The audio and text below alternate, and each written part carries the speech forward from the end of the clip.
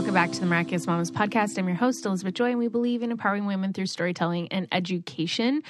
And I'm really excited about today's guest. We have on Jessie, who is going to talk all about the Tao Te Ching and just how different events like changed her life from her upbringing and finding inner peace, which I think that all of us could use at this time.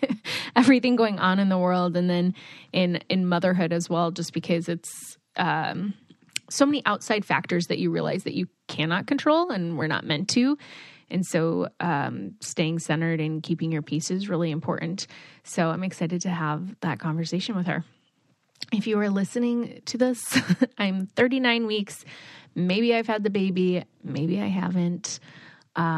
Still trying to mentally prepare for that 41-weeker. Vito and I released an episode where we talked about some of our birth plan and preferences and just answered questions. And I'll have a blog up too with the birth plan and everything in it. So if you want more details or anything like that, you can head over to miraculousmamas.com and find it over there. And yeah, I'm really excited about some episodes coming up. I've been doing tons of recording and learning so much. I feel like I'm just so blessed for the people who come on and who are willing to share their expertise, their time, their energy, their passion with us. And last week I had on Dr. Mona from Peds Doc Talk, and she's amazing. Like I took full advantage of having a pediatrician on the podcast. We talked about everything. So make sure you go back, listen to that episode, share it with a new mom, because there's just a lot of great information in there about things that we don't need to worry about that we do. And also avoiding that Google rabbit hole when something goes wrong. We have experts in our lives for a reason and things like that. So it was just a really good conversation. Love talking with her. So make sure you go back and listen to that. And I'm excited for you to hear this week's episode. If you're listening, again, make sure that you are subscribed, that you leave us a review, and that you share this podcast. It means so much to me. That's the best way to get it out, to get people listening, and to spread it. So when you leave reviews and share it. So thank you so much for those of you that have done that and who have been supporting this podcast for a few years now. You mean so much to me. And everyone who's new, welcome. We love that you're a part of this.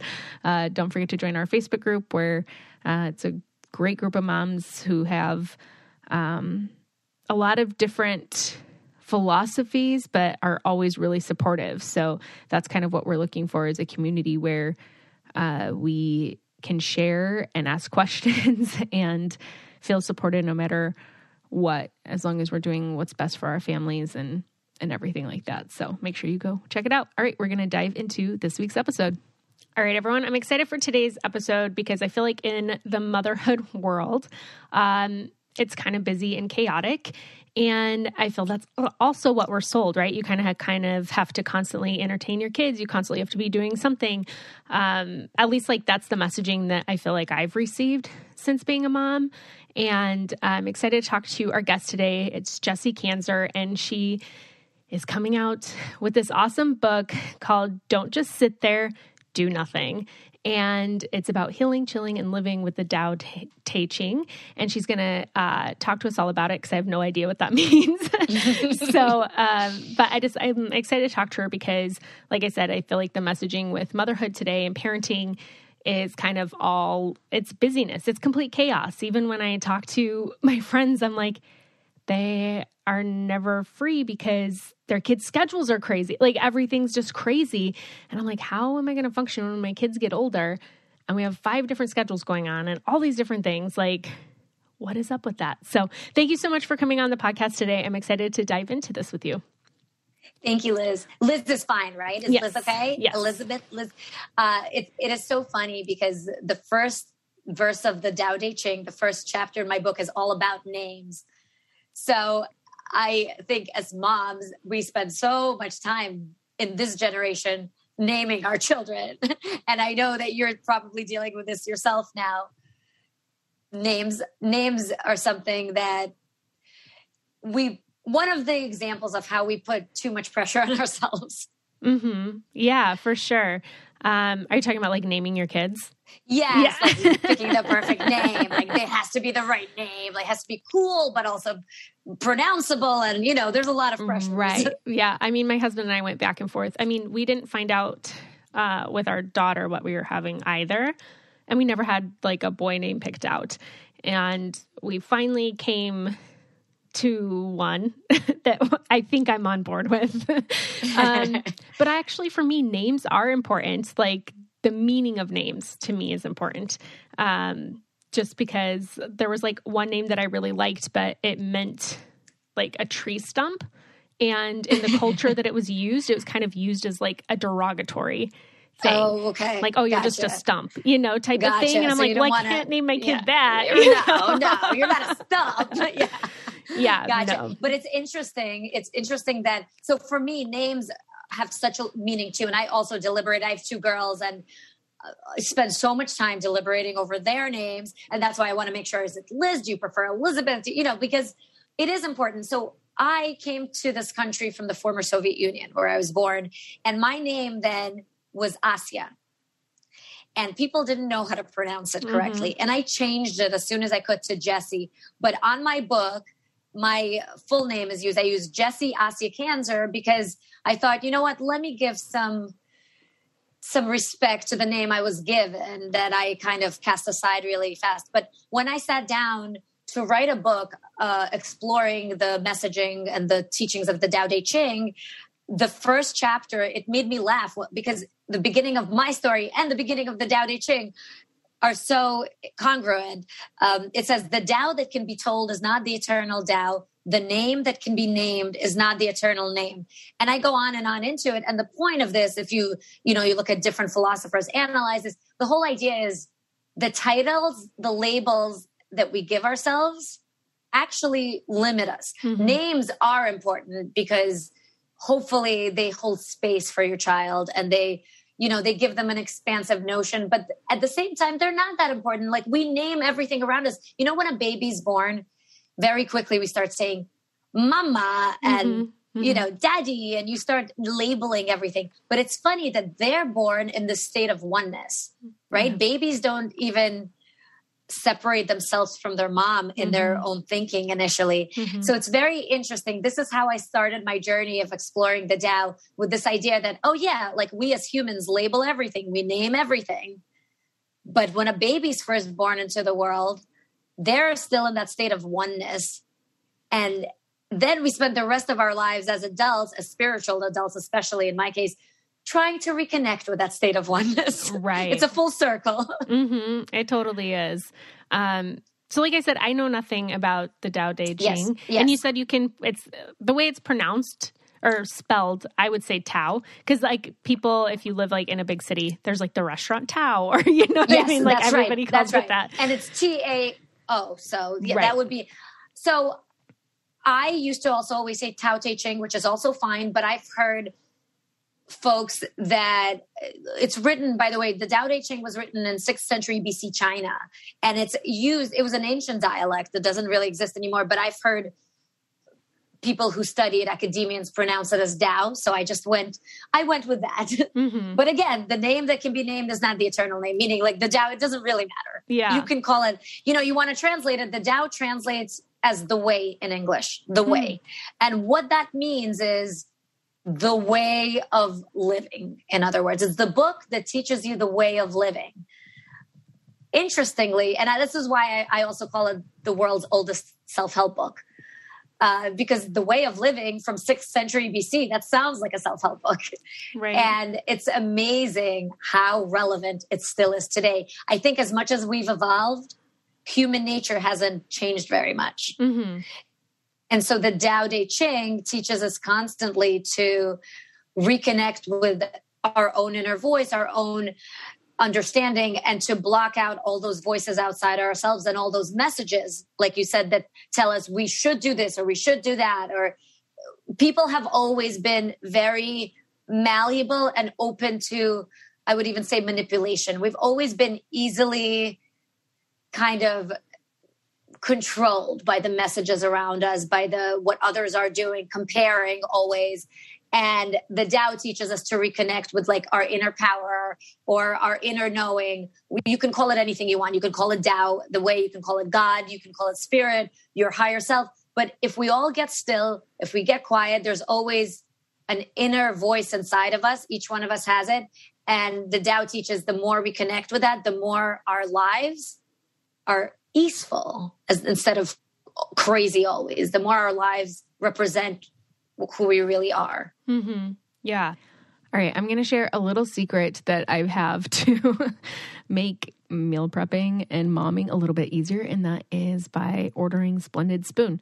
They send you plant-based, gluten-free, ready-made meals delivered right to your door. It saves you a trip to the grocery store, as well as having to buy any like specialty ingredients that add up, or you're only using a little bit of them, throwing out the rest. And it's great to have their meals on hand and their smoothies. Jovi is a smoothie fiend, I can tell you that. And Splendid Spoon believes in plant-based eating as the most single effective tool that you have to feel your best. Like I said, I'm a big fan of their chocolate cherry smoothie. That would be my favorite. And then their mushroom and creamy noodles are so good. I had those the other day for lunch. Just super easy to heat up. I didn't have any food in our fridge, and I'm like, oh, I'm so glad that I have this Splendid Spoon to heat up and eat right now. And right now you can get started and save $35 on your first order of delicious plant-based meals at splendidspoon.com/mamas35. That's splendidspoon.com/mamas35 to save $35 on your first order. That's only $6.66 per meal. Thank you, Splendid Spoon, for sponsoring this podcast. I would love for you to tell us, like, how did you get into this? Like, how did you end up reading the Tao Te Ching and ultimately, I guess, applying it to your life and writing this book? Sure. And it's an interesting story because all our stories are interesting. I actually say that in the introduction to Don't Just Sit There, Do Nothing. I hope that I use my own story to represent the lessons of the Tao Te Ching, because once I really started studying and continued studying it, it was very clear to me. The lessons came out to me, like the first verse being about names. And I spent so much of my early childhood when I came to America hating my name and hating how people pronounced and mispronounced it. And I think that each verse of the Tao really made me understand my life and my mistakes. But what my hope is with this book is that everyone can do that for their own lives and get their own lessons out of it.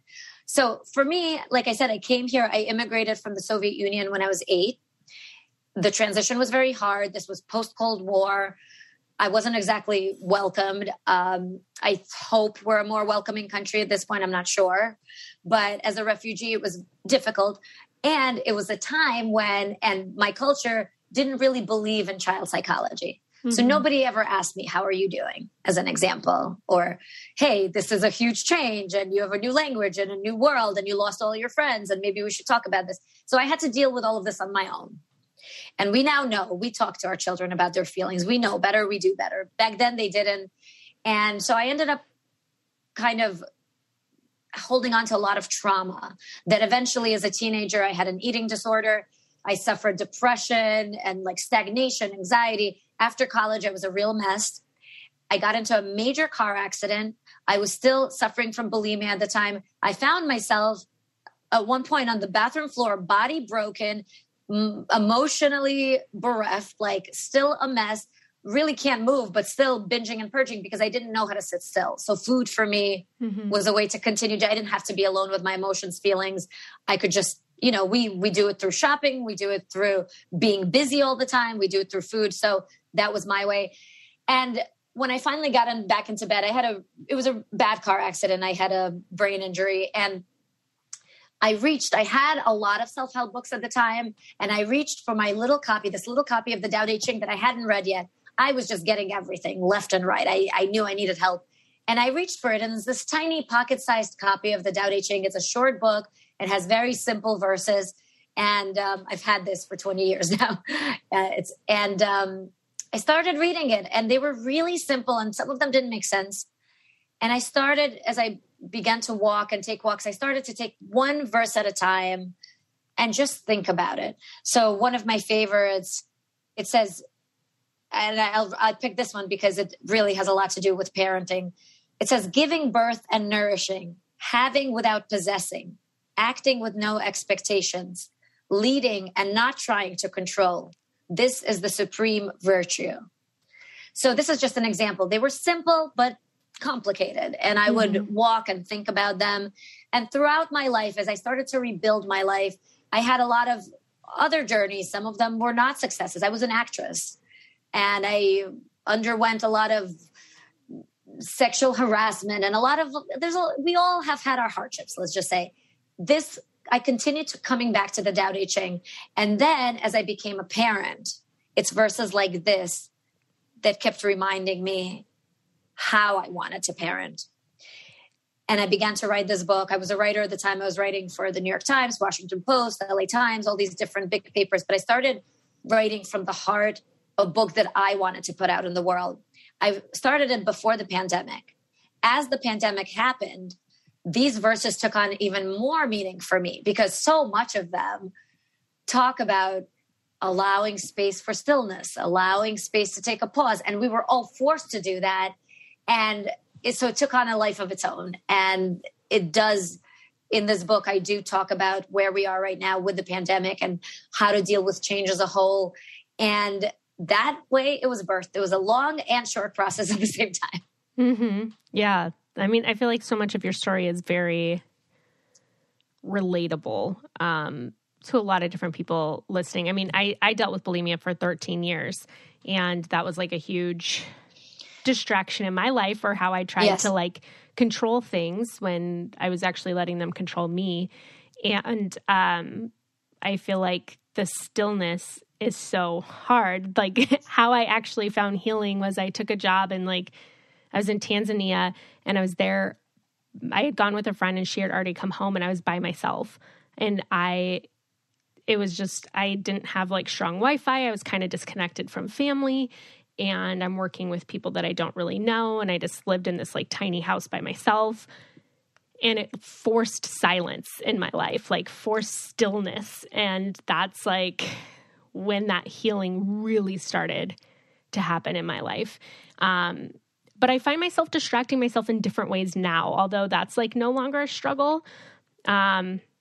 Social media, Netflix, like whatever. Oh, and we all do. By the way, like I wrote, don't just sit there, do nothing, but I struggle just like you do. I mean, so it's interesting then to me though, that you said that it was almost kind of forced upon you, the stillness, just like with me. I mean, that car accident forced it on me. I had plans. I was in this best business school and I graduated summa cum laude because, as you know, a lot of us are also very achievement focused. And the people that have dealt with bulimia specifically, like you said, it's a control issue. And a lot of us control freaks are actually very functional as well. And we do well in the world. Right. But inside we're cracking. Mm-hmm. And it's interesting. You were forced to stay still. I was forced to stay still. And then the whole world was forced to stay still. Yeah. Mm-hmm.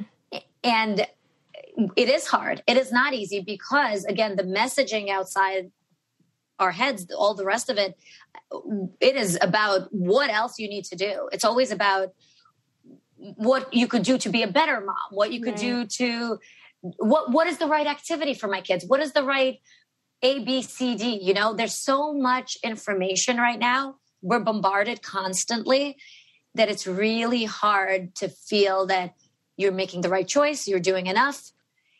And it's actually super unhealthy, to be honest. And social media, of course, we're all addicted to it because it was created to be addictive. It was. I recently, I spoke about social media addiction recently for a news channel because I find it very interesting that we all struggle with this addiction because that's why we look at the ethics of these social platforms themselves, because they were created to hook us. Mm-hmm. And the problem now is becoming when they're hooking our kids. Right. That's where the real problem starts. And these children are having body image issues because, so yes, we're in an interesting time for sure. We live in interesting times and we do need to figure out ways to create stillness for ourselves because we can't just rely on the outside forces, on the government to, mandate some kind of control for social media. We can't, a lot of my life, I waited for something else to happen to make things better. And there was a realization, I'm 40 now. It took a while, that everything that's going to happen is going to come from me. And it starts internally. And one of the things is not beating yourself up for having these addictions, because we're human. We might be spiritual beings in a human body, but we're still in this human body. So number one is to love ourselves through our addictive tendencies, because they exist and they're not going anywhere. Right. This is how we were created. But I say that, you know, I'm a big meditator because that's what keeps me sane. But meditation isn't just what people think. It doesn't have to be you sitting on a pillow, which I do, and sitting still and closing your eyes. But it could be moments in between when you just shut off your email, maybe just put your phone to the side and you close your eyes and you start taking a deep breath, just a few deep inhales, long exhales. And that forces a pause and a silence on you. And then you realize, wait a second, I've been breathing. I normally breathe much more shallow than this. It's so yummy. It's so nurturing to take a really deep breath. So even just a few deep breaths create mindfulness. And I think as parents, that's super important, because ultimately what mindfulness is, it's creating a pause between stimulus and response. And children is constant stimulus. It's stimuli all the time. I mean, there's, you know, how much noise and activity they come with. Yes. And being able to take that pause before we respond, make us more mindful parents too. So, yeah. All right. We're going to take a quick break. I don't know where you live, but I know that here in Chicago, we've gotten a peek at some spring days. It's been 50 for a few days, and I'm like, yes, finally. The weather's getting a little bit warmer. But I realized that I have just tons of winter clothes for Jovi, and she's growing so quickly, and I needed some spring, getting into summer outfits. And then I found out that Stitch Fix has a kids stylist now. That is so amazing. So you can keep up with your kids' growth spurts and the changing seasons and tastes and all of that through Stitch Fix Kids. It is an effortless way to get the clothes that fit your kid and your price range, and items start at just $10. We got our first fix a couple weeks ago, and it was so cute. I let Jovi kind of look through the box, and she definitely gravitated toward a few pieces, and I let her pick some things out, but it was just really convenient for me that I didn't have to go shopping and that I didn't have to sort through a bunch of stuff. I could enter her size and get the box delivered and pick out what we wanted to keep. And then you just send back what you don't want to keep. And it's $20 for the stylist fee. And that's always applied to whatever you order. And you get 25% off the total order when you keep everything in your fix. So head to stitchfix.com/mamas. That's stitchfix.com/mamas for 25% off when you keep everything in your kids' fix. stitchfix.com/mamas. Now back to the episode. Well, I would love to talk about parenting quick, because in your book, you talk about how the Tao's wisdom on parenting and the act of letting go, how that can be the ultimate form of love. And my husband and I were talking last night because my daughter recently got to the age, like out of nowhere, just a couple weeks ago, she started like throwing fits. And she was just like the most easygoing kid. And of course the fits happen when we're like out at a restaurant, and Beto and I are like, what do we do? And I feel like we were just talking how it's like frustrating because she's at this age where it's like too young for her to understand. Like you can't have a conversation with her, you know, she's a little over 1, and how then we feel bad because we feel like it's a reflection of us, like that we're these horrible parents that have no control of our children. And it's like, well, she's 1. Like, you know what I mean? Like you finally get it once it's you. Yeah. Well, that's the thing. It's right. Like anyone who doesn't get it, they may not be a kid person. That's fine. Right. But isn't that funny? They're our greatest teachers. This is one of the reasons, because we have been conditioned to be so good in the world, you know, so polite, caring about other people. And this is not a bad thing, but I'm just saying we don't just scream next to other people's tables at a restaurant. Like we don't do that. And then they do that and then we're left to deal with it. But it's interesting to be in that uncomfortable. I mean, I get it. I'm a good Soviet girl, and my two daughters are anything but. And part of the reason is because I give them freedom. It was my choice. I came to this country for freedom. I'm not going to curb their freedoms all the time. So it's a constant push pull. Like, how much freedom do you give them? When do you stop them? And it's a constant. But it's interesting, that verse that I read before, I come back to it so much because it says, leading and not trying to control. This is the supreme virtue. So how do we lead and guide our children without controlling them? Yeah. But I've also consulted, I have a friend who's a child psychologist, and it's interesting because she says, actually, when you try to control a tantrum, you're feeding it. Yeah. And I used to do that with my firstborn a lot because we don't know how to deal with this and this drama that they create. But the more your energy in those moments is so important. If you can take a breath and find that moment of mindfulness that we talked about, they feed off our energy. Kids, they can't talk yet to the degree that we can talk, but they do feel energy. And if we bring calmness to the situation, they will come down much quicker. Mm-hmm. But I used to get agitated and be like, what do you need? What can I do? I wasn't angry, but I was very high strung about it. And I realized that I was feeding, it's okay. It's an emotion. She doesn't understand it yet because her emotional brain is not as developed as other parts of her brain. She doesn't know what's happening. She feels it keenly. She feels it strongly. She'll let it out and it'll pass like a storm. But if we bring our crazy energy to it, we're just not doing anyone any favors, even those people sitting next to us. Right. I know. Like I said, it's brand new and it's happened like twice when we've gone out to eat. And we're like, what is happening? I'll be honest. My kids are 5 and 7 now, and I'm still hesitant to go to a restaurant with them. Well, yes, there's the pandemic, but also honestly, with the pandemic and everything being closed, I felt like they forgot how to behave in public completely. Mm-hmm. Yeah. It's hard. It is hard. It's challenging, let's say. Right. Well, I think the hardest part is you don't want to be a disruption to other people. It's like, oh, all these people in the restaurant now hate us because we're the ones with the screaming kid. But you just have to let it go. You know what? Another thing that the Tao says, there's another thing from the Tao that will help. If you remember it at this point, care about the opinions of others and you become their prisoner. Now, of course, that doesn't mean just go out and be rude in the world. But what that means is when there's a situation that occurs that you may not be 100% in control of because your child is another human being. She's not just an extension of you. You can't control her 100%. Yeah. It is what it is. These people live in a world and this world has children. And if they don't like it, sorry. Right. And I've had that situation. I had somebody yell at me at a diner because the kids were being loud because I was with another mom and we had 4 kids total among us. And this has happened and it wasn't comfortable.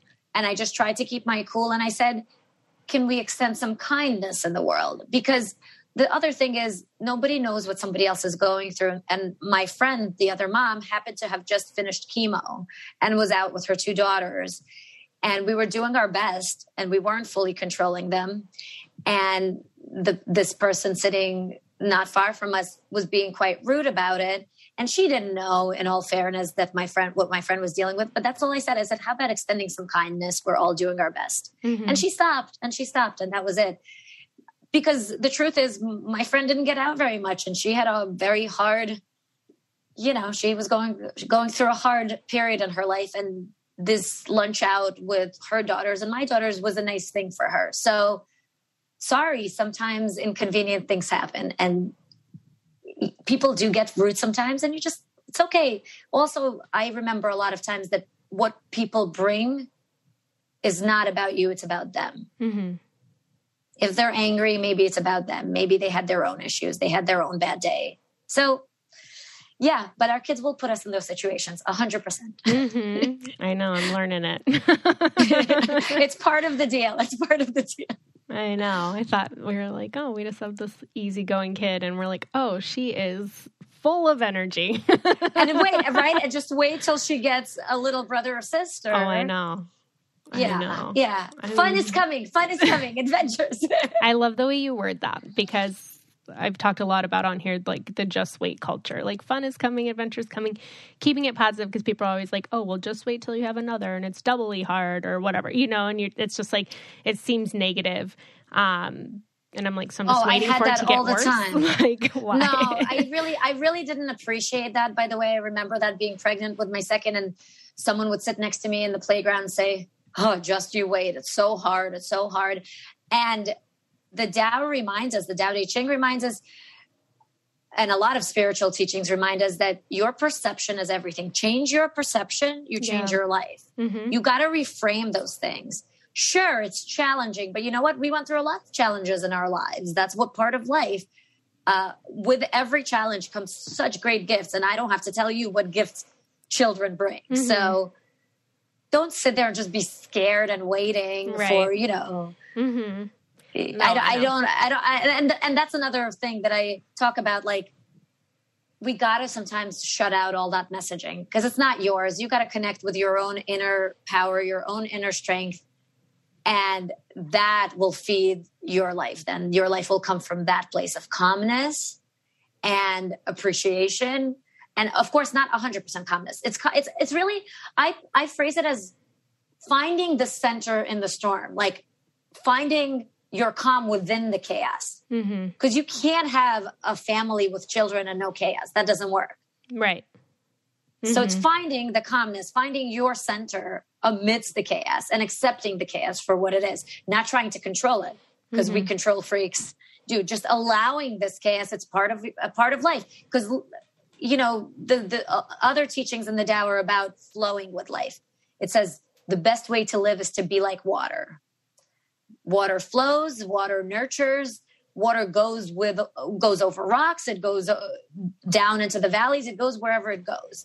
So you go with life. It's crazy, it's chaotic, accept it and move through it. It's the energy you bring to any situation that matters. Mm-hmm. Right. And when you appreciate that, hey, how lucky are we to get to mother these children, to get to have this family, to get to have this chaos, which is fun and crazy, and you bring that energy instead of, oh my God, this is so hard. When are they going down to sleep? Which is also part of it. Yeah. Mm-hmm. We all hide in the bathroom sometimes. It's okay. It happens. All right. So you guys have heard me talk about Everlywell, but I'm going to share again because they are such a cool business that they have so many different tests that you can choose from to get to know yourself, get to know your body, figure out what's going on. I'm so big on tuning in to what's happening before we maybe go outside for start just Googling random things. It's like, okay, how am I feeling? Maybe when I'm eating certain foods, that's when I get bloated or feel off. But their tests are there to help you, whether you're struggling with sleep and stress or food sensitivity or your metabolism, even hormones, thyroid. They have a test for you. And here's how it works. Everlywell ships your at-home lab test straight to you with everything needed for simple sample collection. Using a prepaid shipping label, you mail your test back to a certified lab. And in days, your physical reviewed results and actionable insights are sent to your device. And you can share the results with your primary care physician to help guide next steps. And over 1 million people have trusted Everlywell with their at-home lab testing. I have used them a couple of times now for food sensitivity, and then Vito just ordered one of their tests and it took it, and we're excited just to get the results back, just to see where we're at health-wise, if there's different changes that need to be made, and having those actionable steps to be able to be like, oh, okay, I did feel off and here's an answer, so I can start making that change in my life so that I can feel my best.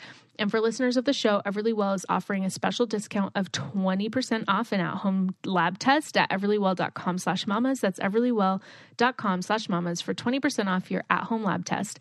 everlywell.com/mamas. So I would love to talk about how to trust your intuition and inner voice, because I feel like that's another thing in parenting that I've realized is as you become a new parent, you're just sold all these things. Like there's a course for every single thing and you have to do it this certain way. And obviously in parenting, there's no one size fits all for your children, for you. But it doesn't leave tons of room for intuition and your inner voice. And I know that it extends way beyond parenting. So how do you learn to trust that? Yes, it's it's so true what you said, that it extends beyond parenting, because what I found is parenting and our children, they're kind of like a magnifying glass for the other relationships. But the other relationships are easier. The other situations are easier. But you realize that it just kind of magnifies everything because we care so much about our children and we want to do the right thing for them. We want to do the best thing for them. The first thing I want to say, and I learned this, I didn't know this off the bat either. The Tao talks about this, but just because, you read things, this is one of the reasons I wrote Don't Just Sit There, Do Nothing, is because I needed all these lessons solidified somewhere for me. Mm-hmm. I'm constantly referring back to it because we're all just works in progress. But it really helps to understand that all of the things we think are so important when it comes to our children are not.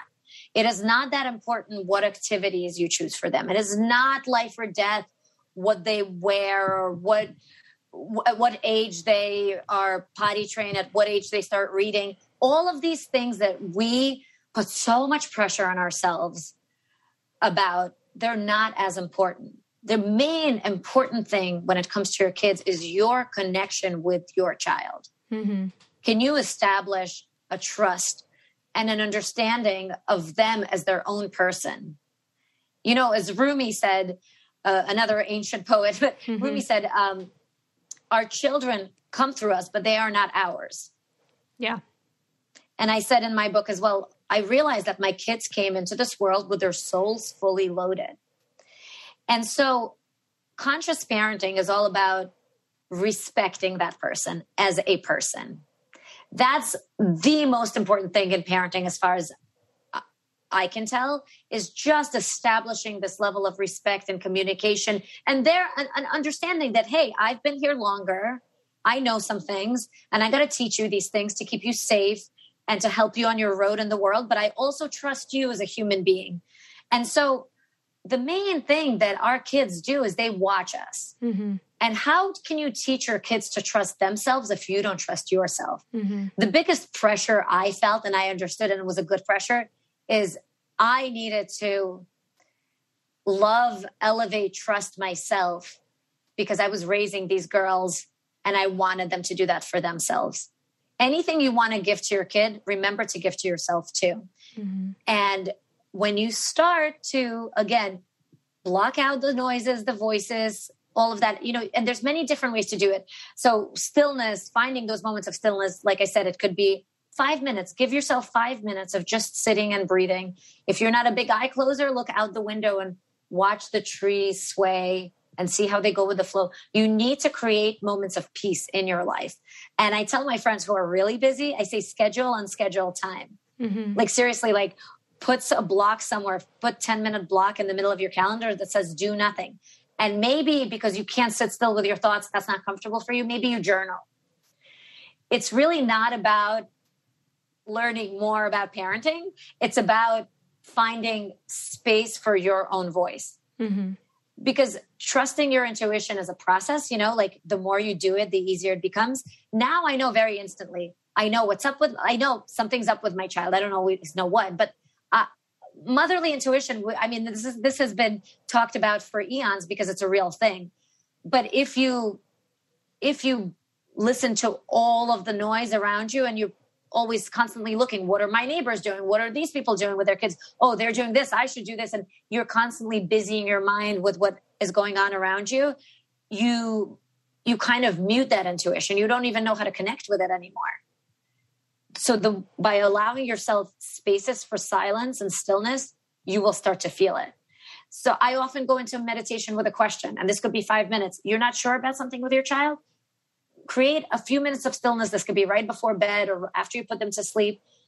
Close your eyes and sit with this question or journal about it. And you'll be so surprised how much wisdom is in you already. Mm-hmm. Yeah. It will come forth if you give it space. Yeah. Mm-hmm. I love that. I feel like with parenting, there's still just so many reasons maybe not to, right? You're so tired. You're exhausted. It's been a crazy day. You don't have a minute alone. And when you do, you just want to zone out with your favorite TV show. Totally. And by the way, there's nothing wrong with that either. I mean, it could be some days are super hard, but it is important. I mean, that stillness can be in the middle of the day. When your kids are older, you take those couple of minutes, even when they're, my kids know if I say I'm meditating, they're not going to bother me, except once in a while. It's very cute. My 5-year-old will come in quietly. And by the time I'm out of my meditation, I see she's sitting next to me and breathing. Mm-hmm. She's just doing the deep breathing that I was doing. Yeah. So she'll sneak in and do it once in a while. But our kids, they are just such copycats of us. That's where the pressure belongs. It's how do we treat ourselves? How do we treat people out in the world? Mm-hmm. You want to teach your kids kindness, you be kind, because they're watching us all the time. Mm-hmm. But it starts with kindness to yourself. And forgive yourself for yeah, you know what? You want to veg out. That's fine. Just find moments to reconnect with yourself. It could be just moments. It can be one deep breath as your child is crying, instead of rushing over in that restaurant and trying to just sit there for a second and take a breath as they're doing what they're doing. Why do we have to rush to quiet them immediately? Mm-hmm. Just take a moment. Yeah. It's that reconnection with yourself, because nobody knows your child better than you. Not a book, not a therapist, nobody. And you have to constantly remind yourself that you're the expert on your child. Right. Mm-hmm. You said the kind of the reconnection with yourself. So I'd like to touch on identity, because I feel like we go through so many different seasons of life where maybe that changes. And I like I said, I know not all of this is parenting or anything like that, but since that's the season of life I'm in, I'm asking. Me too. Just kind of first of all, having my daughter in the pandemic, I wasn't doing anything I loved outside of caring for her. And then it was like my whole world was about her. And I wasn't, I didn't want to go to lunch with people. I didn't want to do anything else. And my role became mom. And then I realized that I need other things. But just finding who you are, I feel like continually changes. And I felt like before becoming a mom, I knew who I was and what I wanted, and I don't know anymore. But that's such a great place to be, because in the Tao it also says, knowing is the disease, not knowing is the cure. That actually the wiser you become, the less you know. Okay. It's about not learning more, but unloading all the learning. But it's interesting. I have a chapter, and yes, not my entire book is about parenting, but hey, because I am a mom and it's such a big part of the lessons I've learned through motherhood, I have a bunch of chapters on motherhood. And one of them is exactly what you said. It was about how I became all mom, and with my first child as well. And how that was a really great spiritual lesson, because it gave me a chance to live solely in the service of another. And it kind of dissolves your ego. You almost don't exist. For a while, you're just there in service. You don't exist. Mm-hmm. And it was it's actually, you become like a blank slate. It's very natural that afterwards you're not the same person you were beforehand. And it's actually a very profound spiritual experience, because you did lose all of yourself, except that you became this everything for another person. Not everyone gets that experience in life where you actually let go of your worldly self completely. I found it a very, very peaceful experience. And actually I wasn't able, and I talk about this and Don't Just Sit There, Do Nothing. I wasn't able to recreate it with my second child because I already had a child, a community of moms, a world. It's a beautiful thing what happens with that first child when you just kind of go within your home and within the role of raising that kid. And even though I was not in a pandemic, I did the exact same thing.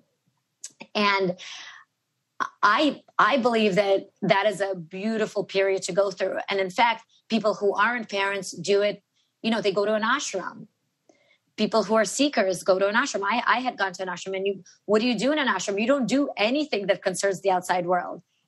You meditate, you do chores, and you just live inside this bubble. Mm-hmm. And those times in our lives are very beautiful because they allow a reset. And in fact, I think in some ways, COVID is a reset for the entire world. Not everyone takes that opportunity, and that's fine. But like I said, I went through that car accident that stopped me in my tracks. I feel sometimes that the pandemic is like a societal car accident. Like we're all being stopped in our track. And I think the period you're in now is so awesome to welcome the not knowing. Mm-hmm. Is the best place to be, because then a lot of us are very uncomfortable with not knowing, right? We have to admit that first. It's not comfortable not to know what's going to come next, what you should do, what do you want to do. And so sometimes we rush to fill that. Mm-hmm. So this is another space where jokingly, I'll say, don't just sit there, do nothing. Allow yourself to not to know. Allow yourself to have that period. And then the knowing will arise naturally. Yeah. It will become clear. Oprah often says, Oprah Winfrey, she says, when you don't know, just be still. She says about herself, I don't act until I know. Mm-hmm. I don't act when I'm unclear. And, it's worked pretty well for her. So yeah, I think that's such good advice because, again, we kind of live in this go, go, go society. So it's like you need to make a decision right now. You have to decide. You have to whatever, which also makes me think of, I always thought when I was younger, and I still do, that it's complete. I don't understand how you expect an 18-year-old to decide what they're going to do with their life. Totally. To go to college. You have to go to college. You have to graduate in this degree and then find a job in that thing. And I'm I'm in my mid 30s and I didn't start really doing what I loved until a few years ago.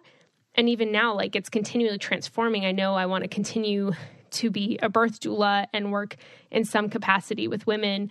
But I'm always looking for different ways to expand, or maybe I want to learn something new that I can offer, or maybe it's taking me a completely different way that I didn't think I would. And none of that was there at 18. Actually, when I was 18, God. I wanted to act. I was doing short films and doing different things. And now I could never picture myself in that industry at all. And it is. And let me tell you something, because I was in it for a while. Whew, that's a nutty industry. So yeah, for sure. Yeah, no, not for me. But those expectations, and I feel in different seasons of your life, it's there. So when you're in high school, even now, you ask your kids, what do you want to be when you grow up? And I'm trying really hard not to ask kids that.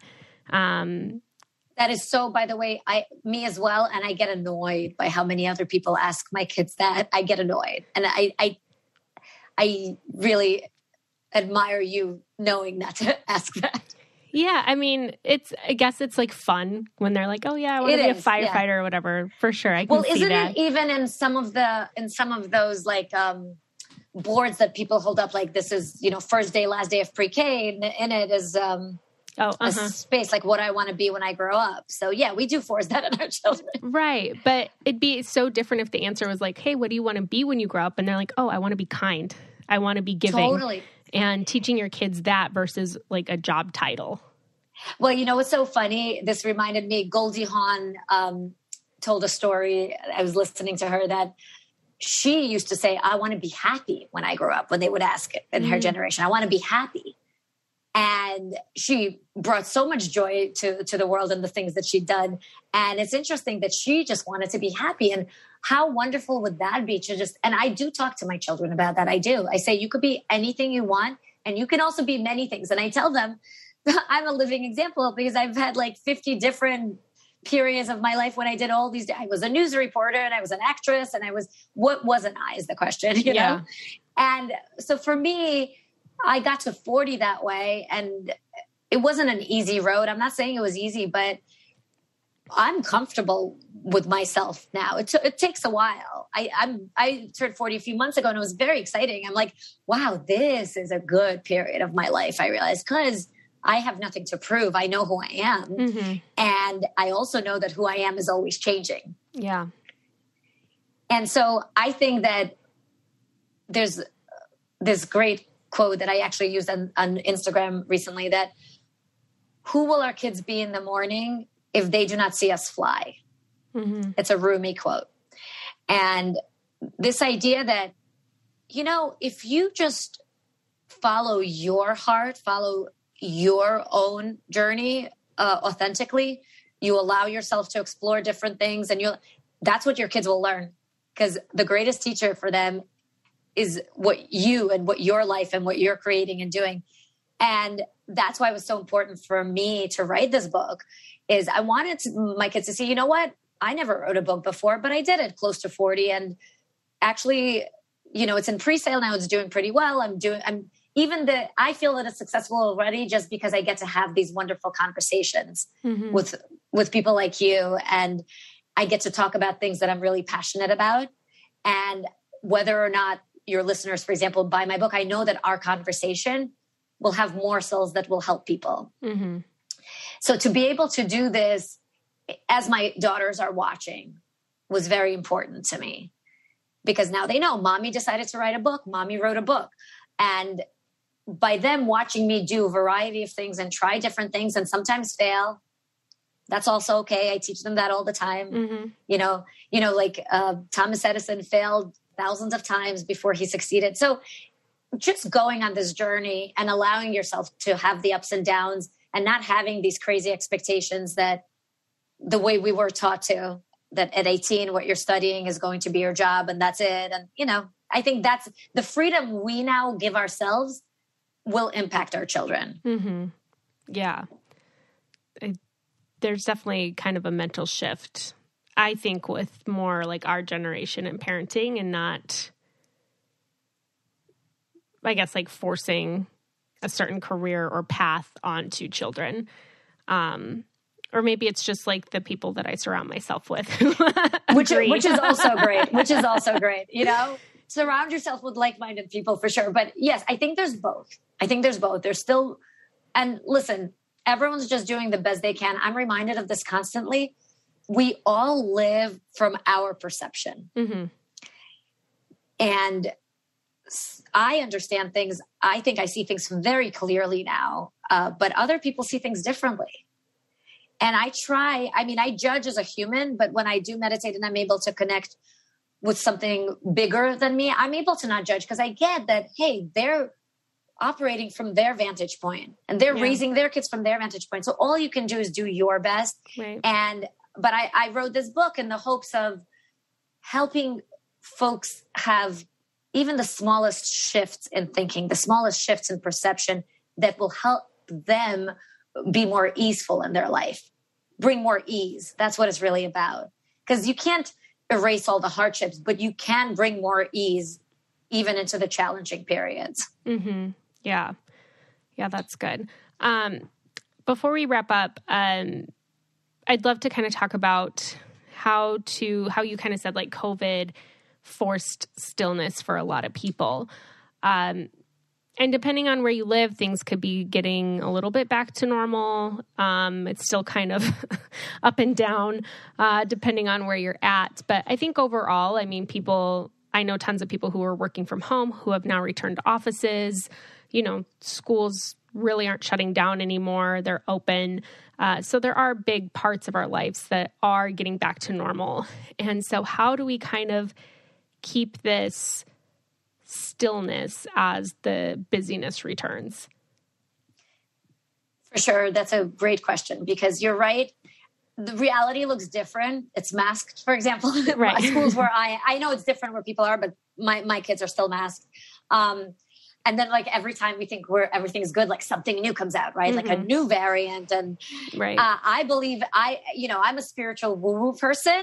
So I have to say that I believe that until we learn the lessons that we need to learn, I'm not sure this is going away really. And I did see a lot of people rushing back to they just wanted to get back to normal. I think first and foremost, we need to accept, I say a lot, accept what is and go from there. The normal is never going to be the normal pre-pandemic. That is gone. Things have changed. There's a new way of living, of thinking. But I think that for me, it's become as important as choosing, for example, activities for my kids after school. It's become as important to have not too many activities. Like, you have to make that one of the tenets of your life as a parent, as you plan out your weeks.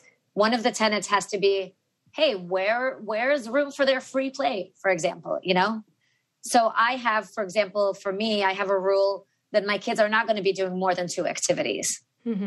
Because I want them to keep doing all the cool things they started doing during the pandemic, which was playing a lot with each other and drawing a lot. And my daughter started journaling and all these things that all of a sudden I realized, oh my God, they're doing so many things that they didn't have time to do. And their imagination is growing. And I find that as valuable as any activity that I will put on their calendar. So I'm mindful of that. And I'm mindful of that for myself. I know you have to know yourself. Some of us are extroverts. I am, for example, and for yourself how much is too much, especially, during the holidays, like how much is too much. You have to make sure you look at your week. We all have calendars. You have to make sure, where's my downtime here? You can put it, I say schedule and schedule time. You can put that on the calendar. You got to be your own advocate for your own sanity. And you remember that when you fill up that calendar, you're not leaving room for yourself to breathe, for your nervous system. In stillness and quietude, our nervous system comes down. When we just take a deep breath, our nervous system relaxes. I'm not a relaxed person naturally. I'm a hyper, formerly neurotic person. I spent many, many years in New York City. I live just outside the city. You kind of got to work at it. But the best part is it's really enjoyable work. Like, don't just sit there, do nothing. That's enjoyable. That's not enjoyable. Don't be scared of it. It's really nice to sometimes just chill. I'm a big fan of chilling. Yeah. I am. I feel like my husband and I balance each other out really well because he's a busybody. Like, I give him crap because even like on days off when he's home, he's like, I'm going to clean the garage and then mow the yard and then clean the shed. And I'm like, you're going to come hang out with me. Like, that's funny. That's funny. My husband's similar. Yeah. Like, you have to be doing something all the time. Yeah. And I'm sometimes like, okay, I should probably go do something because I've been sitting here forever. So I feel like we balanced each other out because I have no problem like relaxing. See, that's good. Then you're good. Yeah, I enjoy doing that. But I have a problem with motivation. So I'm like, I need to like, he lights a fire under my butt sometimes, which is good. And I help like calm him down. Because you're right. Because balance is also important. It's not like, right. You want it. Right. Right. But for me, I do the whole like, what's the phrase for it? I can't think of it, but like I think of everything that I have to do or get done or I want to get done that I can't do anything. And so I'm like, and he'll be like overwhelmed by it. Yeah. What's the saying? There's like a saying. But he'll be like, just make a list of like a couple easy things that you can check off. And as soon as I start like checking it off, then I start feeling good. And then I'm like, oh yeah, I can get this done. Oh yeah, I can do that. But I still have no time, like no problem, like making a cup of tea, sitting down, reading a book, doing a puzzle. Like, like I have no problem doing any of that. You're great. You're great. And you know what? It is overwhelming sometimes, the stuff we have to do. I say sometimes like what's very good for me is when I can't get all the crap that is going on that I have to do straight, I will go and like I'll organize one drawer.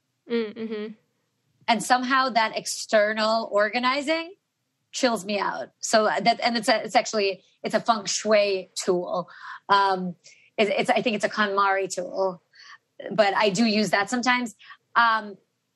In the Tao, there's the saying that being and non-being support each other. Mm-hmm. So it is about finding this balance between non-being, just like chilling, and like, doing the stuff. Mm-hmm. It's not one or the other. It's finding a balance for both. But taking the time to be still with your thoughts is important. So if you're already good at that, good for you. Right. Oh, I don't know if I'm good at being still with my thoughts. I'm good with being still. But I'll still distract myself from my thoughts, whether it's like a show or a book or a puzzle or something. Yeah. But it definitely has been something that I've been working on because of giving birth again. I didn't really have like a lot of birth trauma, but my birth with my daughter was so long and so hard, and just like so many things weren't, especially as like a birth doula, like how I visualized it to be, because she was like facing the wrong way. She was cockeyed. Nothing we were doing was like relieving pain. Just so many things were different. And I'm grateful for that experience because it definitely gave me a different perspective as a doula. I'm like, oh, wow, this sucks. I'm so sorry. But I've gotten some really good advice from people. And one thing that actually a guest that I had on had said was that like with her first birth, she suffered through the contractions, and with her second birth, she surrendered through them. And so for me, sitting still with my thoughts has been more like the visualization of my birth. And I didn't visualize much with my daughter. So I am getting better at it because I just really want to like not freak out when I go into labor thinking that I can't do it because it was so hard with my daughter. Right. So just kind of taking because labor is such a good metaphor for life as a whole. And how we want things to go and how they actually go don't always align. Mm-hmm. And I do write in the book about, I have a bicornuate uterus, which is a heart-shaped uterus, which makes natural birth almost impossible. Yeah. And I had a lot of complications, and I had to have 2 C-sections. Not one of those C-sections that is sometimes forced upon you, but one of those that is like the only way out here. Yeah. So a lot of surrender. You're right. A lot of surrender to situations, but working through the pain, because I've had other pain in my life with car accidents, with it. I have gotten quite good at that because the focus of the mind is very powerful. Right. So you have this great opportunity now. You have some time before your second child. It's a great opportunity when you work on focusing the mind, you are actually able to be present with whatever, because we label pain as pain. That's another one of those examples. But what if it just is? Right. Mm-hmm. It just is. Whatever it is, it's a sensation. It is. Yeah. And when you're able to be with it, it'll be interesting. Oh, yes, it will be. I'm going to write that down quick. It isn't pain. It just is. Because I'm going to make some flashcards for my birth. I'm so excited for you. Yeah, I'm excited too. I have the same midwife and the same doula. Then, of course, my husband will be there, and he was awesome. So I'm excited to give birth again. Like, I'm actually excited, but I just also know, like, I need to just work through some things. And so my husband's always like, he gives me crap because, like, he's like, you've done so much. Like, I climbed Kilimanjaro, and I ran a half marathon, which isn't a full marathon, but still it was on my bucket list. So he's like, you know that you can mentally like overcome things. Right. And so it's, I know that I can.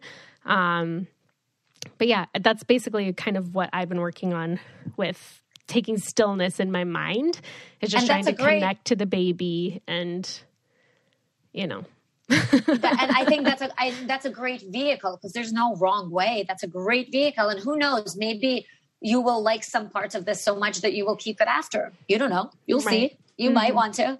Listen, and stillness, what I'm talking about is also stillness of the mind, not necessarily the body. So I sometimes just have no music on when I'm driving, and that's a way to just be. My husband's a big runner, and that's his form of stillness. Yeah. It's anything but stillness, obviously, but that's his meditative experience. Right. It doesn't mean that you just have to sit completely still. Listen, I've been in the self-help world for a while, at least as a searcher, as a reader, what I get bothered by, and this is the same thing as in parenting, is all of this information that tells you this is the way you have to do it. Yeah. Mm-hmm. This is the way. And what I love about Tao Te Ching, which translates as the way, the book of the way, the whole point of it is you have to find your way. Right. We each have our own way. So there's no shoulds. Yeah. I wanted my book to be a light book, and an accessible book, because I don't want to put more shoulds on people. We should on ourselves so much. Like, you find your way. You find your way to still your thoughts. You find your way to create more peace internally. You find the way. Yeah. Mm-hmm. I love that. I love that so much. So before we wrap up, just tell us one last time the name of your book, where people can find it, when it's out, how they can connect with you. Sure. Thanks for asking that and reminding me about that. My book is called Don't Just Sit There, Do Nothing, Healing, Chilling, and Living with the Tao Te Ching. I want to mention that it's also fun. I have some crazy fun dating stories in there, because I didn't want it to be all serious all the time. Yeah. And it's available everywhere books are sold. It's available for pre-order, but it'll be officially out March 1st. It can be found on Amazon, Barnes & Noble, Bookshop, IndieBound, local bookstores, and all information regarding the book, my social media, all of that stuff is on jessiekanzer.com. That's JessieKanzer.com. Awesome. Thank you so much, Jessie, for coming on and just for this conversation. And I'm excited for you and your book coming out. I'm definitely going to have to check it out. Thank you. You can read it while nursing. Yes, there you go. I'm gonna need some stuff. Yeah. Thanks for having me so much. Thank you. All right. I hope that you enjoyed that as much as I did. Next week, we are having on Shannon, who is going to be sharing her birth stories with us. And I wanted to talk to people about some birth stories before I had mine, just because I've been listening to the Birth Hour that has birth stories, and just trying to mentally prepare as much as I can. And it's great to talk to people and hear what happened for them. And she definitely has 2 crazy stories that she's going to share with us. So make sure you stay tuned to next week. All right. Love you guys. Bye.